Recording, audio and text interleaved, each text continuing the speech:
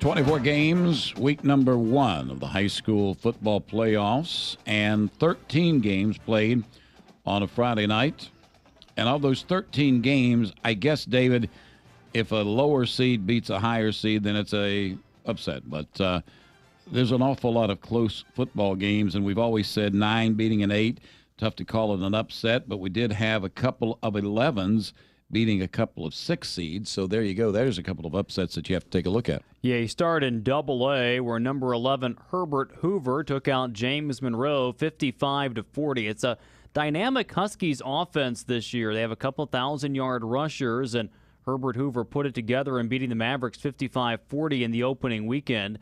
Also, an 11 seed in St. Mary's beat 6 seed Buffalo 23-21, but it's a very good St. Mary's ball club for head coach Joe DeMote. Tug Valley, also a 12 seed, beating Man in the opening Friday night of the single-A bracket, 38-28, so the Panthers advance. And you mentioned that 9 beating an 8. That was the Brook Bruins beating Morgantown 27-14. Really the story there, Morgantown had a 14-0 halftime lead at home, and Brook scored 27 unanswered in the second half for the win.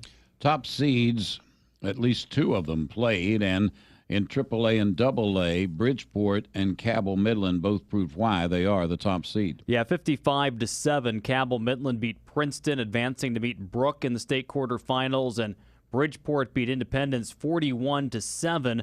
You know, for the Indians, they scored 41 points, but it could have been worse. They had 5 lost fumbles in the first half of that game against Independence. And even though Point Pleasant, I thought, toughened up their schedule some this year, there were still a lot of folks saying that, well, it's not all that tough, and they would be tested when they got to the playoffs. Well, they passed the test tonight in flying colors. Yeah, 54-14, Point beating Musselman. Cody Mitchell had a big game, 7 touchdown runs, but an intriguing state quarterfinal matchup as Point Pleasant gets Huntington next weekend. There you go. Look back at what happened with some of the games in week number 1 of the high school football playoffs.